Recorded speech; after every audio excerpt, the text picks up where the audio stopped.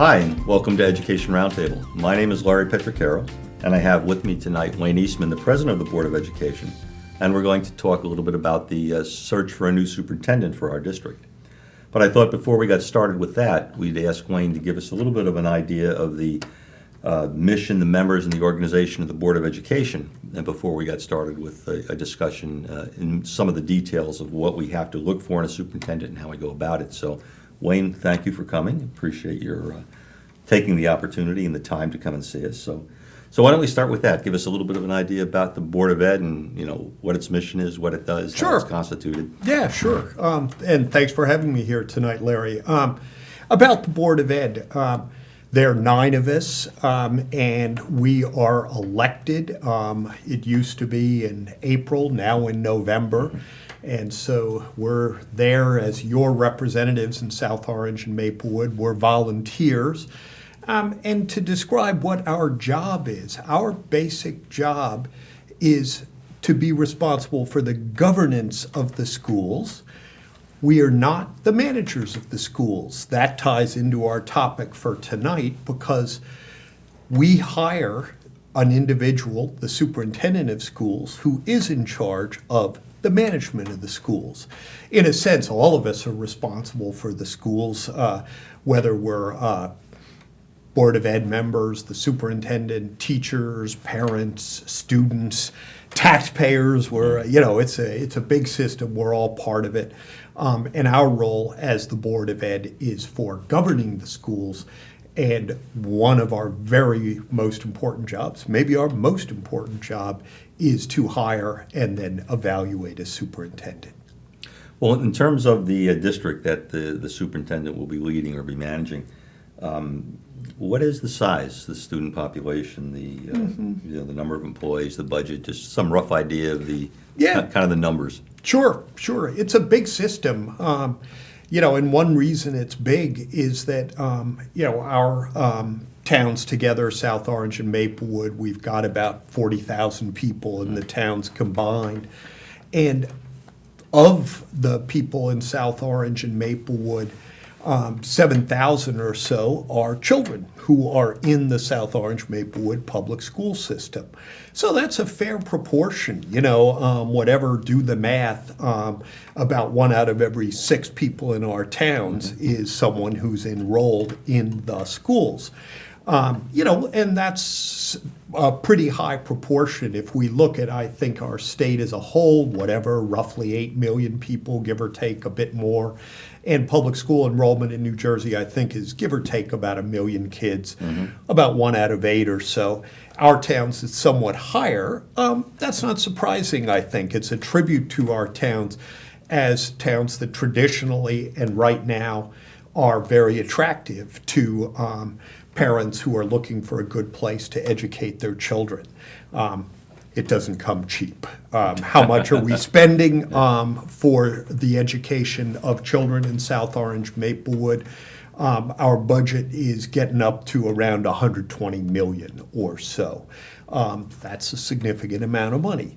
You do the math, you divide the dollars by the number of students. There are lots of ways that it gets computed for official state purposes, but you can figure it out and say that the number is whatever it is, roughly $18,000 or so per student in our system. That means when you look at the numbers that our district, which by the way is spending at a roughly similar level to peer districts in the suburbs around us in Essex County and northern New Jersey, some higher than us, some a bit lower, but we're roughly similar. You look at the overall pattern in our suburbs of New Jersey, and we are among the highest spenders for public education in the United States and in the world. Given that, we better have a darn good system. I personally believe that we do. At the same time, it's a constant challenge for us, given that taxpayers are extremely stressed. We have some of the highest property taxes in New Jersey anywhere. In fact, it's, depending on the year and so on, the highest in in the nation. And our taxes in South Orange, Maplewood, are about as high as they are anywhere in New Jersey, our property taxes, residential property taxes. We're conscious of that. We're highly conscious of that as a school board. And we're also highly conscious of the need to provide the highest quality education for our children. So it's not an easy job, I know, in that it's not, yeah. sense. And we're the ones who are accountable at the electoral level. We're the ones you vote for and decide if we're not doing our jobs, that there should be new people on the board. And then at the same time, we're the ones who are responsible for hiring a superintendent and for holding her or him accountable. Well, it's funny, when I'm around town, I seem to see a lot more younger children than I remember seeing in the past. I mean, do we have any demographic projections of where our population may be going? Yeah, well, that's interesting you ask that, because there has been a considerable bulge in our enrollment. We exceeded our projections, our demographers' projections for the elementary schools for a number of years, and the demographers started hitting it right and taking into account the likelihood of increases. That bulge is sort of working its way through the system, up through the middle schools. It's going to come to the high school. Is it possible that we're going to, in not that many years, be at a new record for the number of children in the South Orange Maplewood school system? Quite possible. I believe the record is still from the baby boom era of the early 1970s, when there were, I think, somewhat over 7,000 children in the South Orange Maplewood schools. We're close to that now, and it would not surprise me at all if in the next 5 to 10 years we exceeded the old record. So yes, you're right when you say you see a lot of young children around. I think our district, we can be proud that we're increasingly attractive to people who are moving here from different towns traditionally, and New York City, obviously, Jersey City, Hoboken. We've been a desirable place to move from neighborhoods in Brooklyn, Manhattan, Hoboken, Jersey City for years. That's only increasing. That's great for us. At the same time, it also is a challenge. Imagine it would be, and I imagine that you may even have more demanding parents depending on where they're coming from. So, that's entirely possible.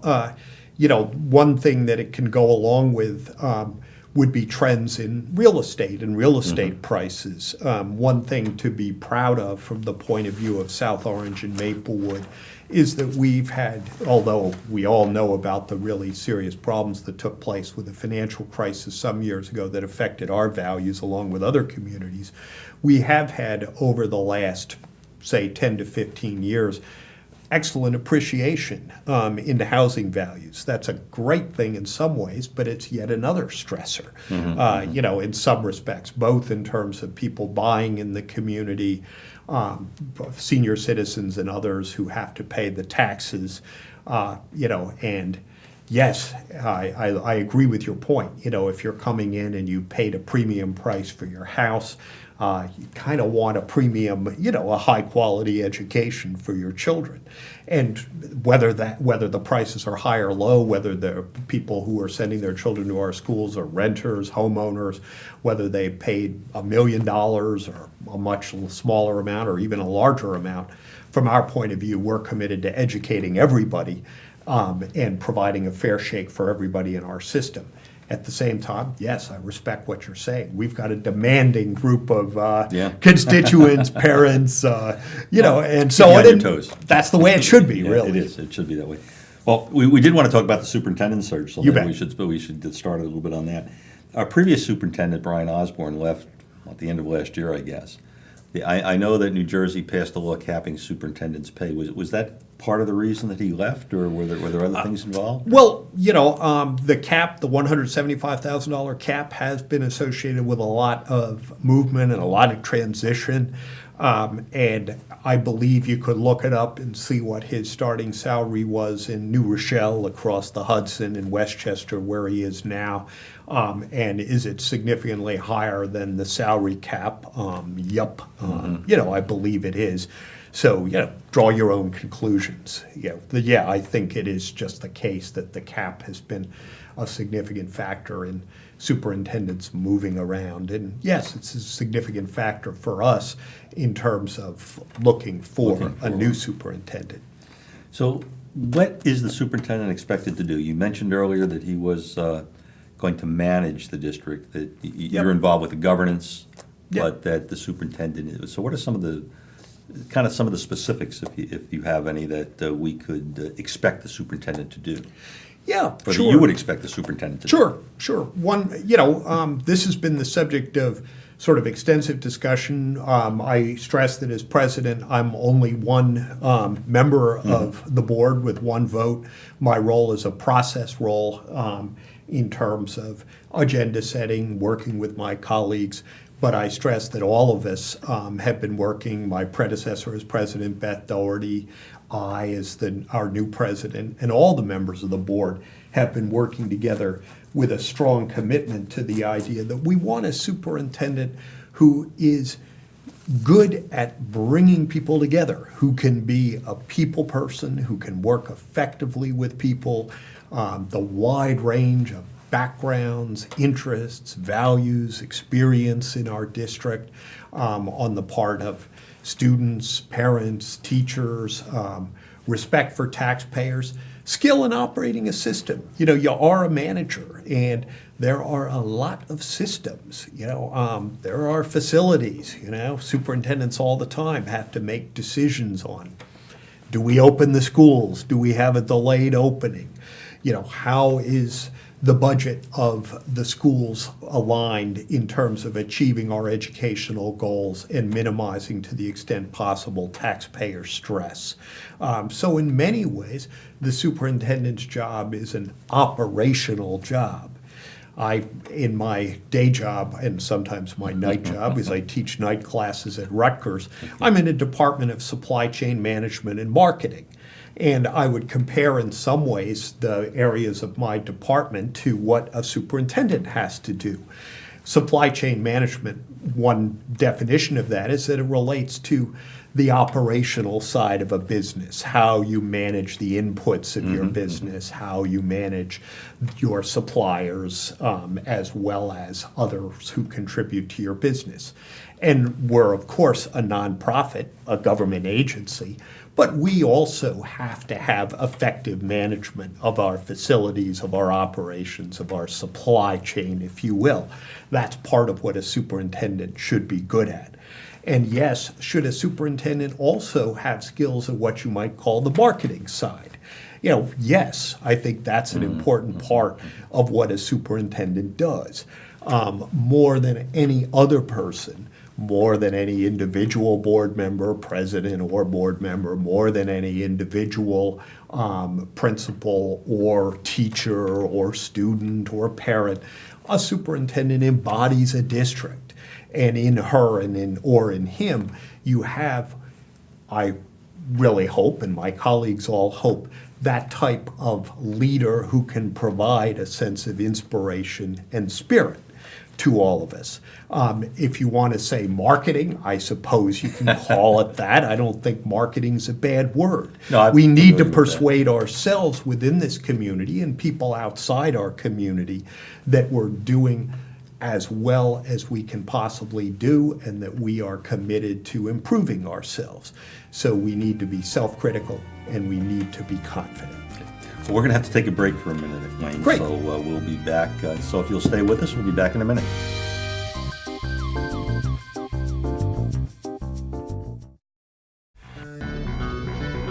Television is a powerful and influential medium that allows different groups the opportunity to produce programming that directly affects their own communities. Public, educational, and government access channels ensure that all people, regardless of race, age, gender, disability, religion, or economic status, have access to local government information and the use of a public communication forum. Make sure everyone has a voice. Support your local PEG channels.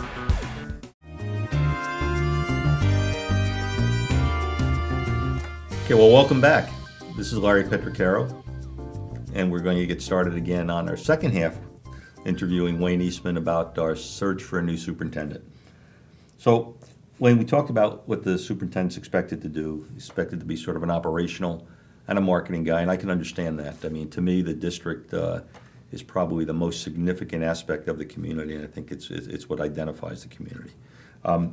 But is there a legal requirement for a superintendent, or is a superintendent actually necessary? Good question. Well, yes, as a practical matter. Our governing rules provide for a superintendent.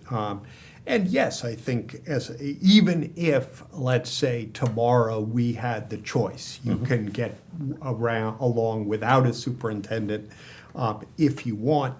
You know, I would say, and I think all my colleagues would agree, we should have one. You know, just the way an organization should have a CEO. You know, if it's a business organization, a nonprofit should have someone who reports to the board, you know, a president or whatever of a nonprofit or a charity. You know, you need somebody who's there in a managerial role, who's accountable. One really important reason why we should have one key person is governing boards like the one I serve on are both very important in their role as representing the conscience of the community, the voice of the community, taxpayers, parents, students, and so on. And also, it's important that the people who are doing the day-to-day work of the system have their own comfort level and don't have to feel that, oh, we've got 9 board members who are coming in and telling us this and telling us that and telling us the other thing. Very good point. Yeah, it's really important that a governing board see itself as a policy-making body and as a body that holds the person it hires, the superintendent, accountable, but respects the idea that an organization works when people are empowered, self-confident, and comfortable in their own ability to do things.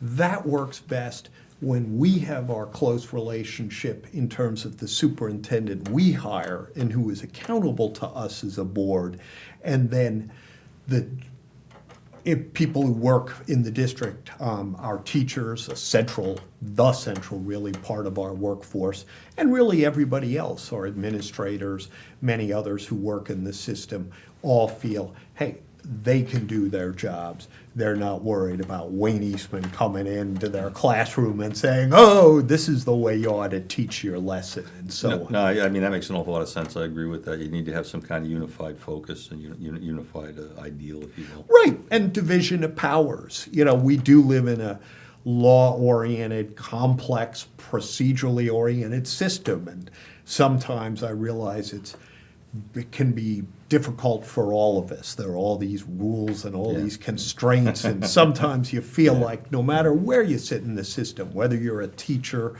whether you're a board member like myself, board member as I was for 8 years and now president, or whatever role you have, you just say, let's cut through all the red tape, let's cut through all these processes and procedures and just get things done. I get that, but I also am a big believer in the idea that, yes, there is a complex system that we have in terms of what's appropriate for a board to do, overall policy, hiring and monitoring a superintendent, and what's appropriate for others in the system to do. Now, in terms of your search for the superintendent, are you using an outside firm or a search firm? We sure are.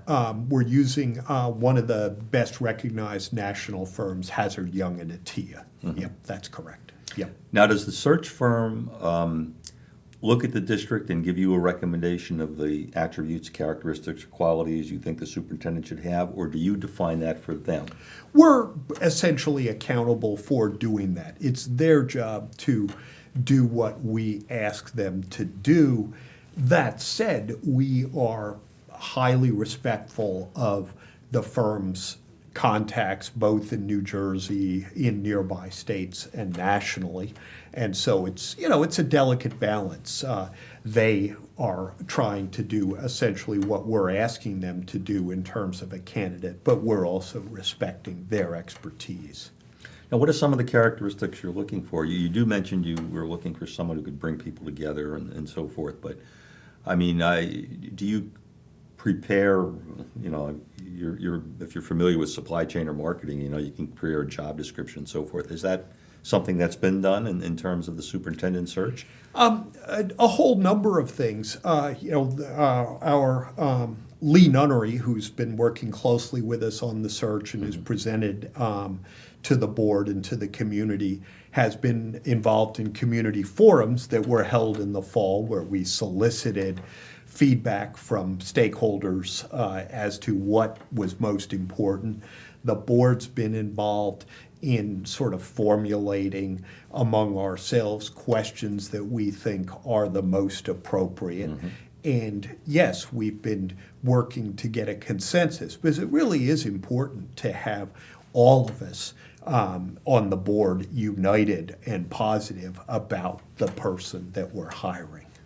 Are there any constraints in the search that the superintendent has to come from a certain place, or he has to have a certain degree, or Those are things that a board can decide. For instance, a board could say, we only want somebody with a doctorate. Okay. That has not been our position.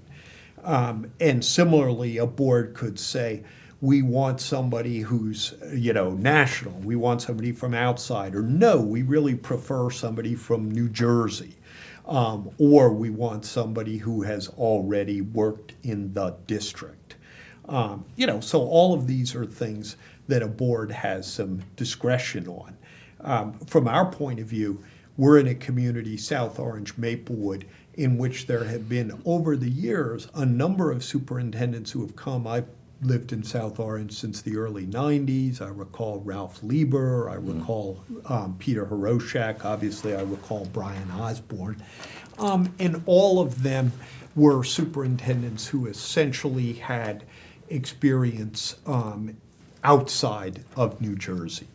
And so from our point of view, obviously, this is a community that's been receptive in the past, previous boards, and essentially, I would say the community as a whole, to the idea that, hey, we're open to whatever you want to call it, a cosmopolitan, national, or even international spirit. At the same time, I think people on the board are highly respectful of the idea that, yeah, we are New Jersey, and there is a somewhat distinctive culture in our state, both in terms of the laws, the rules, Trenton, and so on. And to some extent, that's shared with this particular part of the country, Connecticut, New York, New Jersey, this sort of metropolitan area. And perhaps extending Philadelphia, Delaware, sort of a community of interest. So might that be something that would be positive? Yeah, sure. If we had a superintendent who had dynamic experience in New Jersey, knew our state cold, and was ready to hit the ground running and work with the salary cap. Somebody with that kind of New Jersey experience would be just great. On the other hand, if it turns out that the best candidate in the eyes of all of us is somebody who's done her work, who's done his work in another state, so be it. We believe that we're a community that's open to both alternatives, and we certainly are as a board. You mentioned going outside or looking in district. I mean, right. Does the committee or the board have any feeling whether the benefits of having familiarity with the district and its personnel is outweighed by the ability to come in with a fresh mind? Right. You're just shaking your head. No. I'm nodding because these are classic issues in any organization, including ours. One thing I do believe, both from my work at the business school at Rutgers and in the school district, is that it's very important for motivation for people within an organization to believe that they've got a genuine shot at the top. If it's the perception and the reality that anybody who's going to lead in an organization is going to be brought in from outside, I think that can be discouraging from the point of view of people within. I would also, though, say the same thing on the other side of the coin, which is that if an organization is insular, if it's always saying you're never going to rise to the top unless you have been in the organization from day one, or something close to it, I don't think that's exactly the way to go either. In South Orange, Maplewood, we certainly, you can look at our track record over the time I've been in this town, over 20 years, and I believe it was true before then, and you could say, hey, look, we're very open to bringing in people from the outside. I do think it's important for people within the district, for the talented teachers and others, administrators within our district, to believe that, yep, I have a shot at things, at the top leadership, and at leadership at intermediate stages, like a teacher becoming an assistant principal, principal, and so on. That said, I would say that our position as a board is one of openness. In a particular search, obviously our track record is we've had people coming in who have experience elsewhere. If it turns out to be the case again, so be it. But yes, I think it is very important that people from within have the shot as well. Has the board looked at other districts that either might mirror ours, or other districts that have maybe had some of the same challenges and met them successfully, to take a look at what kind of profile that superintendent has as part of its search and part of its job description, if you will, to the search firm? You bet. Yeah, and one thing we're conscious of is what peer districts have done and are doing, sure. So that applies both to the search that we're hopeful and optimistic will result in the hiring of a superintendent, and also to the other type of search that we were engaged in for a while before Jim Memoli agreed to continue as our acting, when we were looking for an interim superintendent. As you know, many districts in New Jersey hire interims for a year or two. These are often very experienced, in many cases highly successful, retired superintendents now serving as interims. So both for that process and for the search for a full-time, permanent superintendent, we're highly conscious of what peer districts are doing.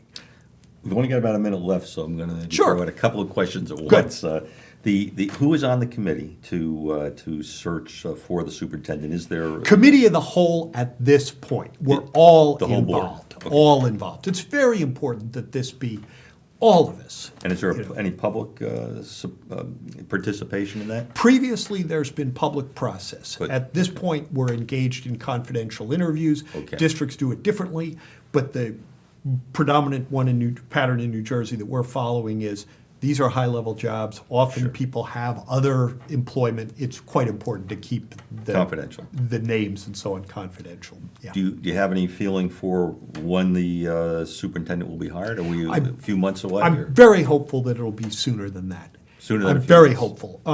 We're working hard on the search process, and I'm very hopeful that we'll have an announcement quite soon. I see that we're running out of We're running time out of on this time. interview, and it's not going to be right now, but very soon, I hope. Okay. And one last question: the time frame of the contract, will that be 5 years, 3 years? To be determined. To be determined. Thank you for joining us, Wayne. Thank you very much. It's been a pleasure meeting with you, and thank you for joining us on Education Roundtable.